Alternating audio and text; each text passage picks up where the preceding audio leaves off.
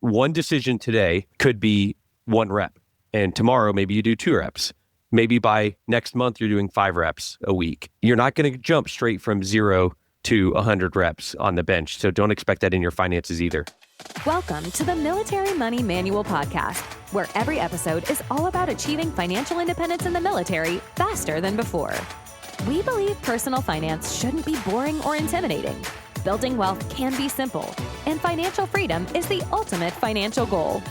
Now, here's your hosts, Spencer and Jamie.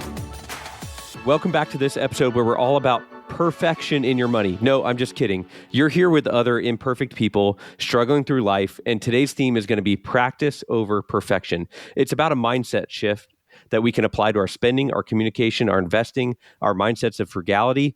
And I just want to encourage you as you go into this to come with an open mind, because what skill have you ever learned and gotten good at that didn't take practice and some time to get better at? We had to learn how to walk, to run, to ride a bike, to speak in public, to podcast, how to fly an airplane, how to fix a helicopter, how to lead a team, how to build something or repair a vehicle or a Hummer. Like all these things we've did took practice, and it's not always easy. That's why it's work sometimes. But this mindset shift and applying it to practice, being good at money and being good at communicating about money has the power to completely transform the most important relationship that you have in your life, which is your relationship with yourself. And as cheesy as that sounds, we're going to start with talking about how you can apply this mindset shift to spending with intention. Yeah, Jamie, I love this mindset shift idea. It reminds me a lot of like the Buddhist idea of like beginner's mind, like always approaching something with like a beginner's mindset. Like you don't have to know all the answers when it comes to money. Like I don't know all the answers. You don't know all the answers. We might know more than your average bear. That doesn't mean we know everything. And I think what's really cool is as you get more comfortable with a subject is to become more humble with it. So one of my favorite things to do as I became a more experienced pilot was just like ask the most basic questions. When I didn't understand something, I knew somebody else in the room would understand something. And so just go back and just be like, I don't understand that. Can you explain that again? Can you dumb that down for me? And I think having that humbleness and like just like not having a sense of pride about this, like no one is born knowing about money. And a lot of people don't learn very much about money even into their adulthood. And there's probably people listening to this podcast who don't even talk about money with their partner or spouse. And so if you just kind of back up a little bit and come at it from an approach of like, you don't have to be perfect at this. You just have to try a little bit. And you're going to make mistakes. I made mistakes. You've made mistakes. Everybody listening to the show has made mistakes. And that's okay. It's okay to make mistakes. Like, especially in our modern economy, no one's going to throw you into a debtor's prison.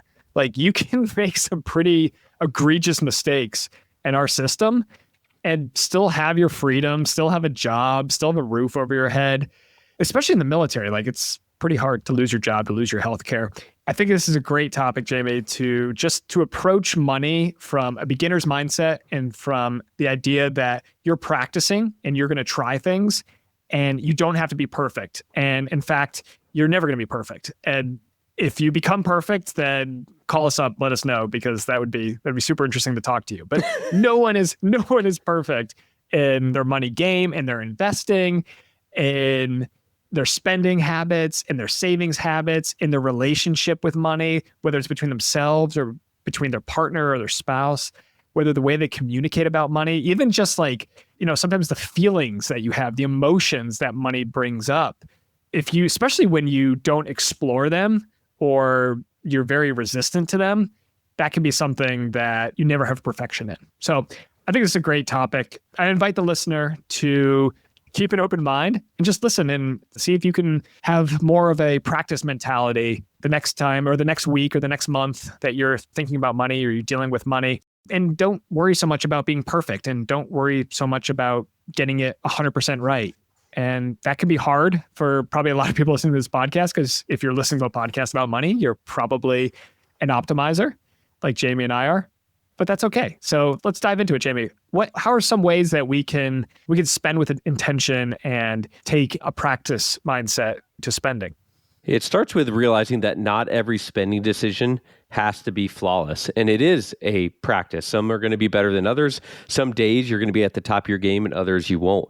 This also means that for those of you that are the nerd in the relationship, that not every spending decision your spouse makes has to be perfect. There are times where you need to allow your spouse or your partner or your roommate or the person you share finances with to make some decisions that may not be perfectly optimized or may not be flawless, because you're helping them grow, you're helping them practice. And so it could be something as simple as intentional spending of the impulse buy. Hey, I noticed every time you go to the commissary, you're buying, a Coke and you're buying a candy bar. Maybe they've never realized, maybe it's an automatic thing that their parents did when they were growing up, so they didn't even realize that they were doing that. Instead of screaming down their throat, we can't afford it. No wonder I'm never going to be able to stop working or whatever. You just give them the grace and ask them some questions like, have you understood that you do this? Have you ever noticed you do this? Is there a reason you do it? Is it an emotional crutch? Are you actually hungry? And some things like that. I know that I'm a sucker for impulse buys. Just today at the Shopette, I got a bag of Nerds gummies, which my family loves. They were $5.19 filled with red dye 40, which is about to be illegal. So I had to get my last fix before I could. As I was checking out, I was like, this is the dumbest purchase ever, but I'd already checked out and it's self-checkout, because AFES, and it was too much work to call someone over. So I did anyway. I'm a sucker for impulse buy, but in another decision today, I practiced well with money. So you have to give yourself some grace. Like, we make so many spending decisions every day, and it can feel almost impossible. Like, someone comes up to you and is like, hey, I'm doing a Shopette run. Do you want anything? It can be hard to say no, especially if you've had the habit of, every time someone offers you a Shopette run, you get a pack of Zyn, or you get that Monster Energy drink, or both. Yeah, exactly. The devil's threesome. If you're getting, 2 of those a day, $10, $20, it's amazing how quickly money can evaporate and just like slip through your fingers. Like, I remember when I first commissioned, and it just seemed like everybody wanted $1 from me. Like, it was never ending. The bills and the different organizations that would come up to you, and you have to buy lunch and you got to buy food for your family. It's just like, it seems like, it's like, when does it stop? And I guess the point is, like, it doesn't. So you're never going to get perfect in it. So just give up on perfection and start practicing. And the next thing you could do is maybe tomorrow you just say, I'm not buying anything today, and other than food. And you set yourself a budget. You say, you know what, I'm gonna go, to Subway. I'm sure there are $10 footlongs now, not $5 anymore, showing our age. And you don't buy any of those little things that you buy throughout the day, and just see how you feel. And you might be like, you know what, like, I love my Starbucks in the morning, and good. So add that back in. But you might say, you know what, like, I don't need 2 Monster Energies and 2 packs of Zyn a day. Like, that's insane. And plus, like, I've decided my body is a temple, and only Starbucks goes in it now. So I think it's a great point, Jamie, that we can practice every day with our spending decisions. I think a lot of times sometimes it's easier just to have a blanket policy of like, today I'm not buying anything, because by the end of the day, you're in decision fatigue. And especially if you're like working weird shifts or weird hours like we do in the military, it's tough. It's really hard. You're hungry. You're thirsty. You're tired. You need a little pick-me-up. You need a little dopamine fix. The bright lights of the Shopette are calling, and the tornadoes are spinning in their rollers, and you probably want one. You're making me hungry. I'm ready to go make an impulse buy. And Spencer, another way to think of this is think of it like reps in the gym. So when you first started RDLs or bench press or chest press or something, you weren't perfect at it the first time. You needed some help with your form. You needed to increase the weight on there, and you practiced at it. So one decision today could be 1 rep, and tomorrow maybe you do 2 reps. Maybe by next month you're doing 5 reps a week. You're not going to jump straight from 0 to 100 reps on the bench. So don't expect that in your finances either.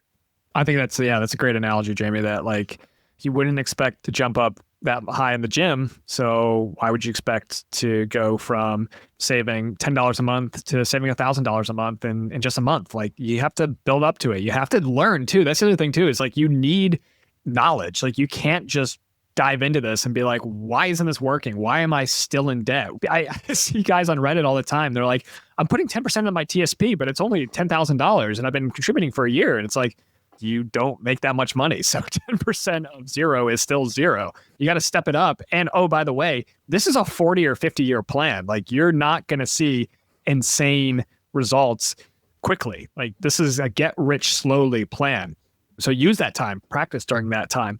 Another idea, Jamie, is practicing communication. So oftentimes communication is at the heart of financial issues, financial problems, especially when it comes to partners or to your family or to your spouse.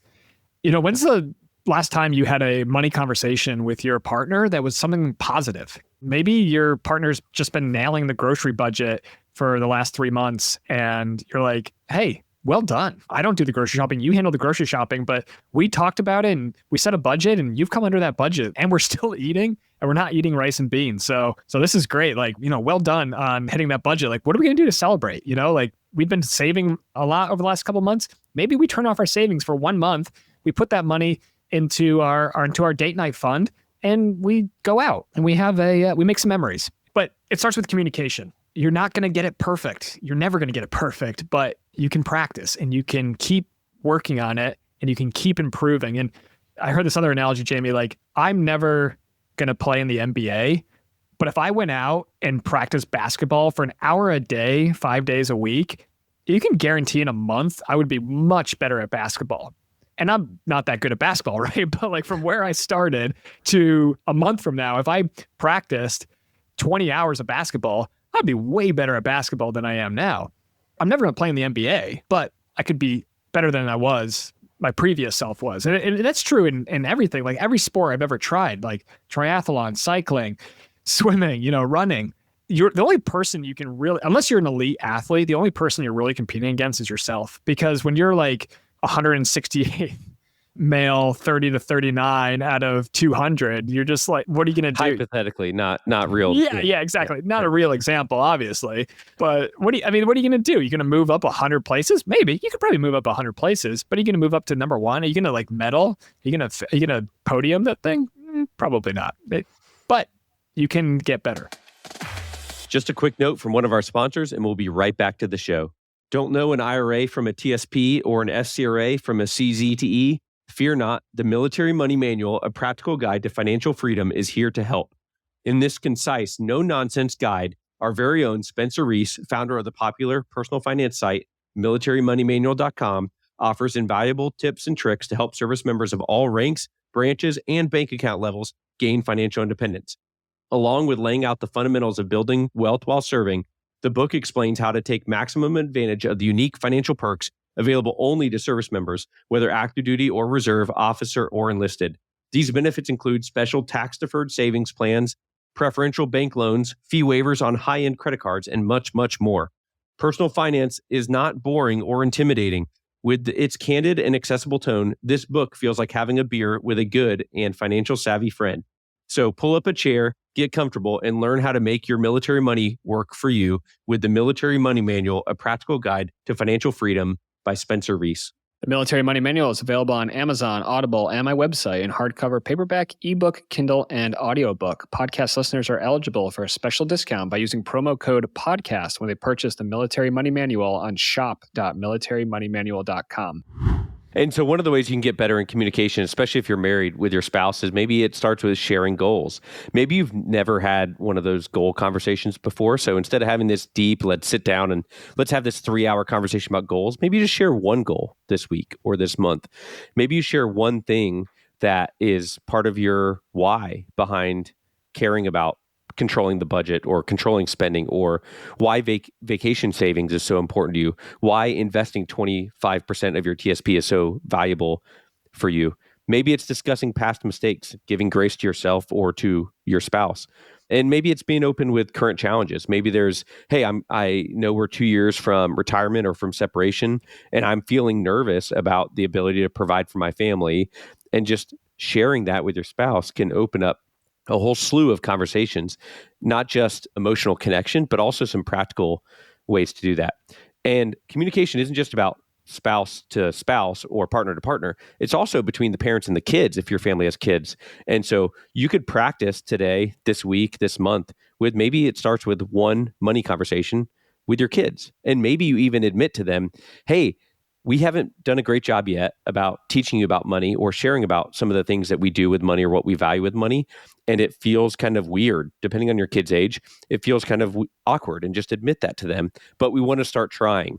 So let me show you, one way that we give to charity, or one way that we volunteer our time, or one way that we clip coupons for the commissary, or anything like that, just to get the conversation going, highlighting how normalizing these conversations with your family and your kids will build their confidence and set them up for success in their future relationships as well. Another idea could be, instead of you being in charge of back to school shopping or clothing shopping back to school, maybe you get your kids some practice in a low stakes environment, and you give them, say, $200, and hey, you're in charge of buying your clothes, and you drive them to Old Navy or Target or wherever. I don't know where kids shop these days. I'm pretty sure it's not Abercrombie and Aeropostale, or however he said the places we used to shop. But you drive them to the mall or give them your Amazon login. I don't know who shops at the mall anymore. But anyway, besides the point, you let them practice on buying some clothes. And if they go over, then you have a teaching moment with your kids. And if they save money, maybe you incentivize that. Hey, you get 10% of whatever you save from what we budgeted.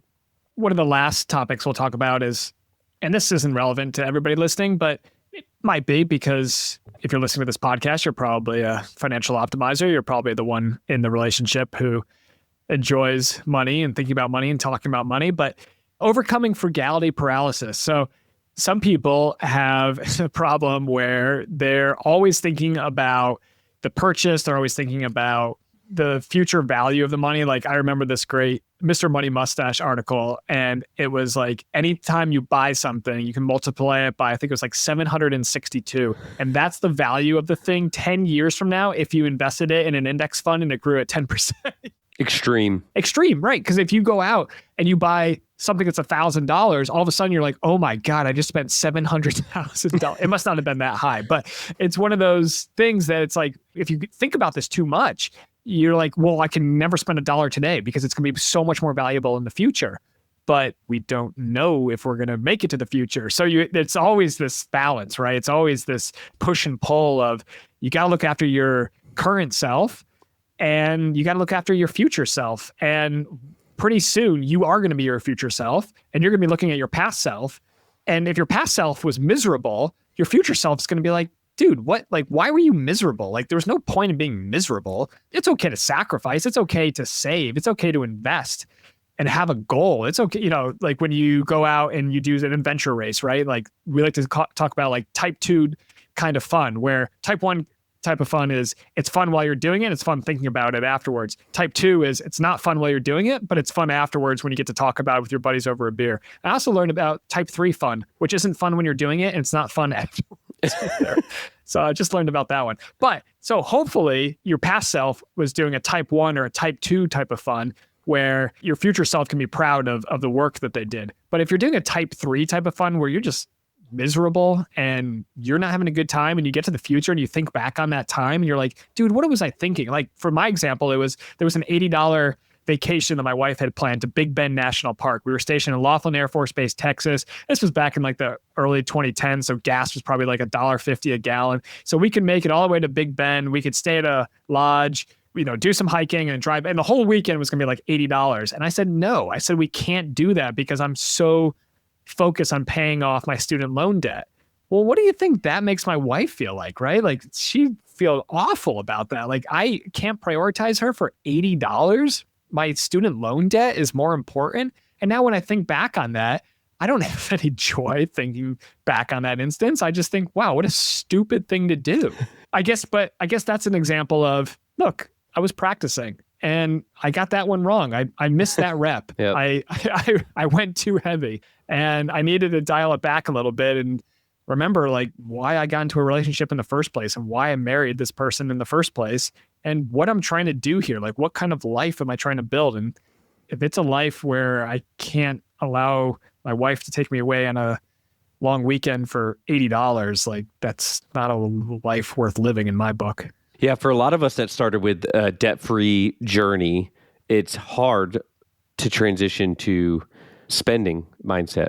And so this month, maybe it's you intentionally spend on one thing that either makes your life easier or brings you some joy into your life, or maybe brings your spouse some joy.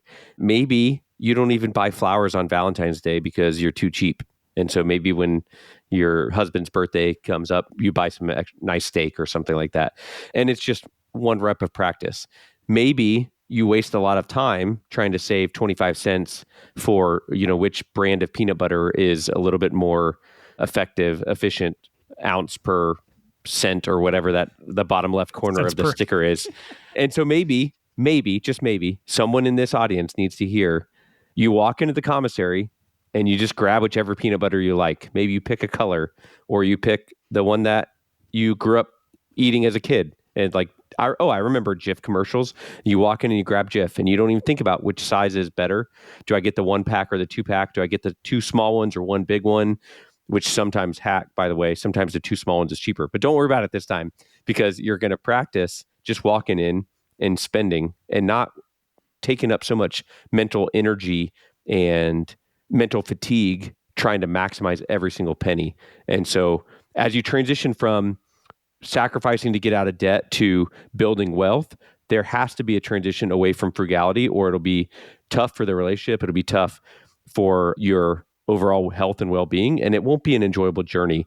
And if your spouse is the one that's struggling to get out of frugality, don't beat them up about it, but encourage them with one decision today. Maybe it goes back to the second point of communication. Hey, we haven't had a date night in a while. How would you feel if I found a way to set aside $100, or we did a free date night, but we buy steak and eat it at home after the kids go to bed or something? So there are ways to practice spending, and not every decision needs to be perfect, but each rep is going to help you get better. So remember, before we wrap up, there are 3 key takeaways we want to leave you with today. Money management is a skill that improves with practice. Communication and intentional spending take time to master, but they are definitely worth the effort. And number 3, the goal is not perfection, it's progress. Thanks so much for tuning in to this episode of the Military Money Manual podcast. If you're enjoying the show, please feel free to rate, subscribe, and leave a review wherever you listen to your podcasts. This helps others find the show, and we really appreciate it. Thanks again for tuning in, and we'll catch you in the next episode.